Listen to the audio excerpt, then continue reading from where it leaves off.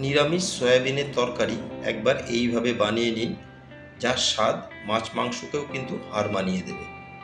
নমস্কার বন্ধুরা, আপনারা দেখছেন সুব্রত অর্চনার রান্নাঘর। আমার আজকের রেসিপি নিরামিষ সয়াবিনের তরকারি। যে কোনো নিরামিষের দিনে কিন্তু এরকম সয়াবিনের তরকারি আপনারা বানিয়ে নিতে পারেন। আসুন দেখে নেওয়া যাক আমি কি করে এই নিরামিষ সয়াবিনের তরকারি বানিয়ে নিচ্ছি। সয়াবিনের তরকারি বানিয়ে নেওয়ার জন্য আমি এখানে এক বাটি নিয়েছি নিউট্রিলার সয়াবিন। আমি এখানে ছোট দানার সয়াবিনটাই ব্যবহার করছি, আপনারা আপনাদের পছন্দ মতন সয়াবিনটা নেবেন। প্রথমে আমি সয়াবিনগুলোকে একটু সেদ্ধ করে নেব। গ্যাসে একটা পাত্রে আমি জল গরম করে নিয়েছি। এখন এর মধ্যে আমি দিয়ে দিচ্ছি সয়াবিন। দিয়ে সয়াবিনগুলোকে আমি মিনিট দুয়েক একটু গরম জলে নেড়ে চেড়ে গ্যাসের ফ্লেম অফ করে দেব।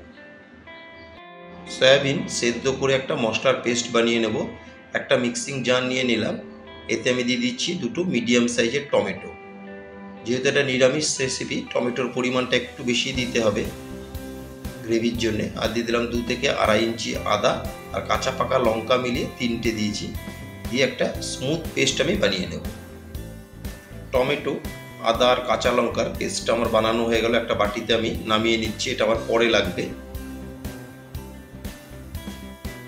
আর একটা মশলার পেস্ট আমি বানিয়ে নিচ্ছি। আমি একটা বাটি নিয়ে নিলাম, এতে দিয়ে দিচ্ছি হাফ টেবিল চামচ ধনের গুঁড়ো, হাফ টেবিল চামচ দিয়ে দেবো আমি জিরের গুঁড়ো, হাফ টেবিল চামচ দিয়ে দিচ্ছি আমি গুঁড়ো হলুদ, আর দিয়ে দেবো আমি হাফ টেবিল চামচ রেগুলার লঙ্কার গুঁড়ো। ঝালটা কিন্তু অবশ্যই আপনারা আপনাদের স্বাদ মতন বাড়িয়ে বা কমিয়ে নেবেন। আমি কাঁচা লঙ্কা 3টে ব্যবহার করেছিলাম। অল্প জল দিয়ে একটা মশলার পেস্ট আমি বানিয়ে নেব।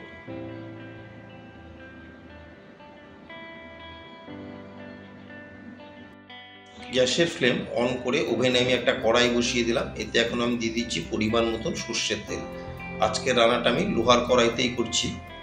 তেল দিয়ে তেলকে বেশ ভালো মতন গরম করে নিলাম। এখন এখানে একটা আমি বড় সাইজের আলুকে ছোট ছোট টুকরো করে কেটে নিয়েছি। কেটে রাখা আলু আমি দিয়ে দিলাম। দিয়ে আলুগুলোকে একটু আমি লালচে করে ভেজে নেব। আলু দিয়ে মিনিট দুয়েক আমি আলুকে নেড়ে চেড়ে ভেজে নিয়ে এখন এতে দিয়ে দিলাম হাফ টেবিল চামচ নুন, আর কোয়ার্টার টেবিল চামচ দিয়ে দেবো গুঁড়ো হলুদ। দিয়ে নুন আর হলুদকে খুব ভালো মতন আলুর সাথে আমি মিশিয়ে নেব।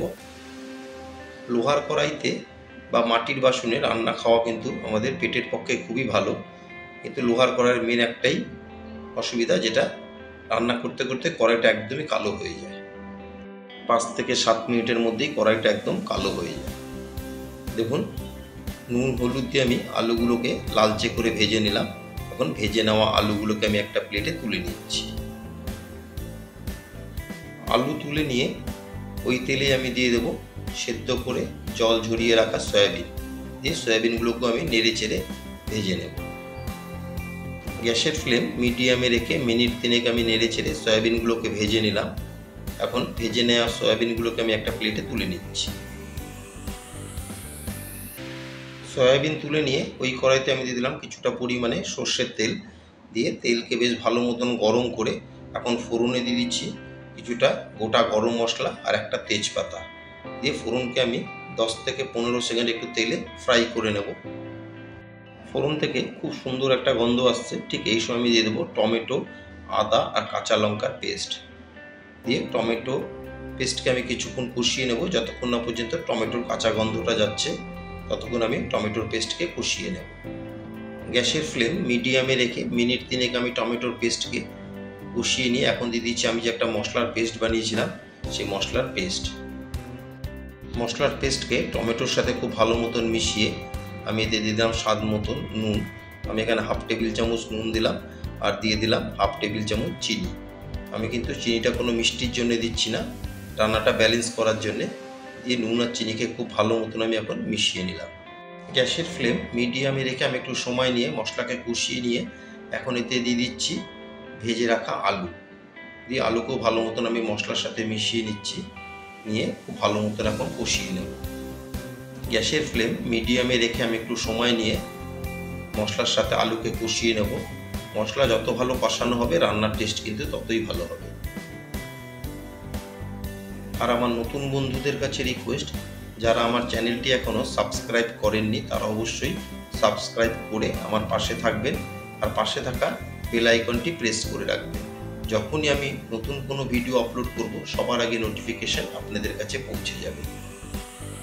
আপনারা হয়তো এতক্ষণ দেখে বুঝতেই পারছেন আলু দিয়ে মশলার সাথে আমি বেশ সময় নিয়ে আলুকে কষিয়ে নিলাম। এখন এতে দিয়ে দিচ্ছি সেদ্ধ করে ভেজে রাখা সয়াবিন। দিয়ে সয়াবিনকেও ভালো মতন আমি মিশিয়ে নিয়ে আরও মিনিট 3 আমি মশলার সাথে সয়াবিনকেও কষিয়ে নেব। এই সময় কিন্তু গ্যাসের ফ্লেম একদম মিডিয়াম টু লোতেই রাখতে হবে, তা না হলে মশলাগুলো নিচ থেকে জ্বলে যাওয়ার চান্স থাকবে। সয়াবিন দিয়ে আরও মিনিট 3 আমি সয়াবিন আর আলুকে মশলার সাথে কষিয়ে নিয়ে এখন এতে দিয়ে দিচ্ছি পরিমাণ মতন জল। দিয়ে জলের সাথে খুব ভালো মতন আমি আলু সয়াবিনকে মিশিয়ে নেব। জল দিয়ে খুব ভালো করে আমি জলের সাথে আলু আর সয়াবিনকে মিশিয়ে নিলাম। মিশিয়ে নিয়ে এখন গ্যাসের ফ্লেম মিডিয়াম টু হাইতে রেখে 10 মিনিট আমি রান্না করে নেব। গ্যাসের ফ্লেম হাইতে রেখে আমি 10 মিনিট রান্না করে নিলাম। এখন নামানোর আগে আমি দিয়ে দিচ্ছি হাফ টেবিল চামচ গরম মশলার গুঁড়ো। দিয়ে গরম মশলাকেও খুব ভালো মতন আমি মিশিয়ে নেব, নিয়ে আরও মিনিট 2 আমি রান্না করে নেব। গরম মশলা দিয়ে আরও মিনিট 2 আমি রান্না করে নিলাম। আমার আজকের রেসিপি আলু সয়াবিনের নিরামিষ তরকারি পরিবেশন করার জন্য একদম রেডি। আমার আজকের রেসিপি আপনাদের কেমন লাগলো অবশ্যই একটা কমেন্টে জানাবেন। যদি কোনো অংশে ভালো লেগে থাকে একটা লাইক, শেয়ার আর ছোট্ট করে একটা কমেন্ট করতে কিন্তু ভুলবেন না। বিশেষ করে যারা নিরামিষ খান তাদের জন্য কিন্তু আমার আজকের রেসিপিটা খুবই উপকারে লাগবে। সবাই সুস্থ থাকবেন, ভালো থাকবেন।